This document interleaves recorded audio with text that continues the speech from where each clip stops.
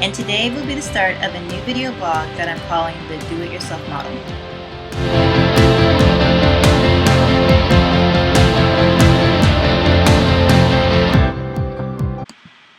So I do have notes that I will be looking at because that is something that I wanted to make sure I kind of stayed on task with. But I'm starting the blog because I am naturally a do-it-yourself type of person, and as I'm learning more about the modeling industry, which I've become very much so interested in lately, is, you have to, as a model, do a lot of things, be capable of doing a lot of things for yourself. So it's good to know how to do certain things, and so as I'm starting this journey for myself, I am also interested in sharing what I'm learning on this journey. And I also figured it'd be a good way to help hold myself accountable for learning more and to keep learning. Also, if you're a model and you would like to share some of the tips that you've been learning or some of your experiences, I will have my contact information posted below. I'm also an editor at a magazine that I created called UA Magazine, which stands for Unsigned Artists. And if you'd like to get in touch, then just use the information below to get in touch. So anyway, let's get started.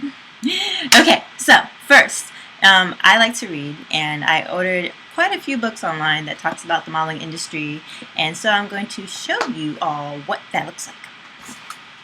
So there's this huge box, and I'm going to try not to knock anything else over.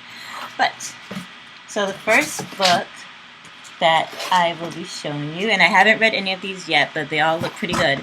The first one is called Model Portfolios, and this one seems to be more so from the perspective of the photographer, teaching a photographer how to, what the models are looking for when they're first starting out, what kind of pictures need to be in their portfolio.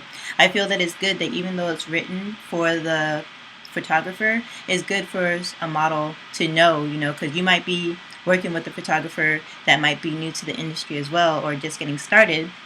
So if you know a little bit about model poses, and you can help them out pretty much with creating your portfolio and your portfolio looks as you get more into the industry. Okay, so the next one, we have The Professional's Guide to Modeling. This one also looks like it's going to be a good read. It looks like it has a lot of good tips for the business of being a model, as it says right here, the comprehensive look at the business of being a model. And so that's definitely one that I read. So the next book that I will be sharing is The Wilhelmina Guide to Modeling. And the funny thing about this is that I've also been rewatching episodes of the season of America's Next Top Model. And I watched season 13, where the models were going to be winning a contract with Wilhelmina. So I learned more about that modeling agency, and they seem pretty cool to work with. Especially since I would be considered a petite model because I'm only 5'7".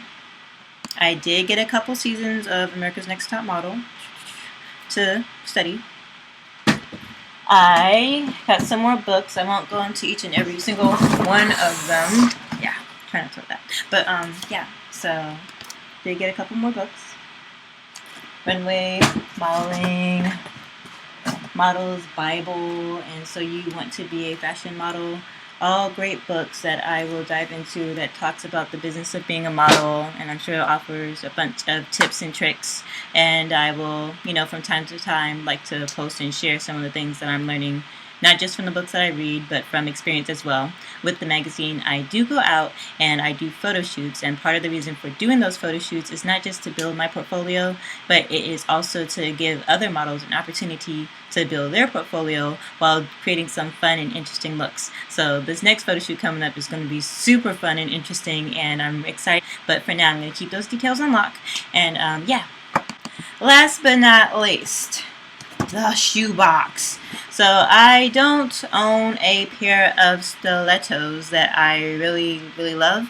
And one thing that I feel is important, and that I'm also learning to love a little bit more, are high heels. That's part of the reason why I wasn't so interested in being a model earlier on, because I didn't really care to wear high heels. Now I sort of love them. So the pair of shoes that I went to get, stilettos, happen to be these really nice and cool studded, find the camera, these studded stilettos.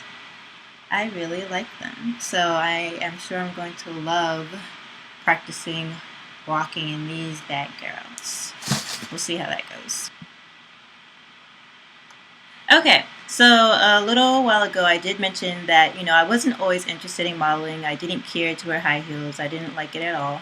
And at some point in life that changed. Earlier this year, I wanted to explore something that was, more fun and exciting. And I thought that the fashion industry and modeling was that outlet for that. So I looked and I found a local talent agency that has been great in helping me learn more.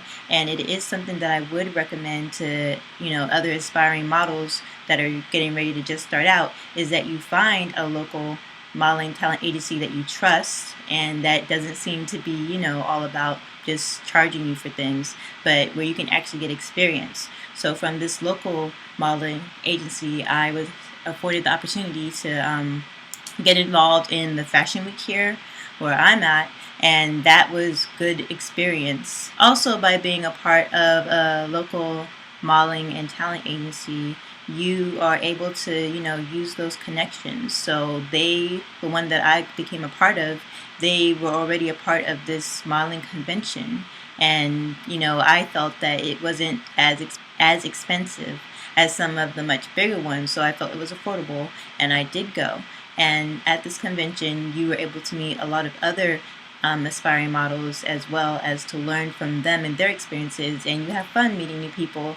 You also get the chance, of course, to audition, doing modeling, runway, talent, whatever, you feel is your thing before the agents that are present. And of course, that is always a good experience to just gain that exposure, especially when you're first starting out. So to models that are, just getting started out, I would recommend that you take a look in your area. You don't necessarily have to sign up with one if you can't find one that you like and one that you trust. But make sure you find one that's a good match for you, that's not, too far away to where it's more troublesome to travel to and from than to just, go there. Because I was looking at places that were 2 hours away, and after I sat down and counted the cost, it's like, okay, do you really want to be driving the 2 hours it takes every weekend? That can become taxing, because if you sign up for classes, it's usually for like 6-8 weeks or however long it is. So modeling classes are not necessary in the industry. You hear that all the time, but I think it is a good thing, because again, the reason I'm starting this blog is because as a model, there are certain things that you have to learn how to do for yourself, and that would be, applying your makeup, things that, agencies look for, going to these classes if you're really serious about making this, a successful career or something that you want to be successful at. It's important to, learn as much as you can, and that's a good way to start. Of course, there is also the option of just directly contacting the bigger agencies, and the first, 1-2 times that you do it, you probably won't get a response back. That's why you have to be consistent. And it's also another important aspect, I feel, as a model that's starting out, is that you have to, be able to manage your own career. Don't just rely on somebody else to, do all the footwork and all the legwork, because at the end of the day, this is really about you and your portfolio, your career, you getting jobs, you getting exposure. And I feel that, you should take a good amount of interest in your own, career and learning for yourself. And that's why I feel that it's really important to start something like this, to help other people as well, while I'm helping myself and learning. So, okay, yeah, so I think that's going to be it for today. I just wanted to introduce myself and share a little bit about what the DIY model blog is going to be about, and hopefully I'll be able to connect with some of you guys and learn more, because I think it's great to network and to get to know each other. That's how we make things happen, by coming together. There's so much more that you can do together versus being alone. In the meantime, I'm going to become real good friends with these lovely ladies. One more thing that I would like to share is that this is the magazine Unsigned Artist. This is the first issue, and if you hadn't had a chance to check it out yet, you can go online to uamagazine910.weebly.com, where you can see the first issue online for free. You're also welcome to order a hard copy if you like. But the next issue, the second issue, which will be coming out early part of next year, is going to be focusing on the modeling industry and modeling tips and modeling in general. So I just want to put that out there for those of you that are aspiring models to be on the lookout for that. And you guys have a great day.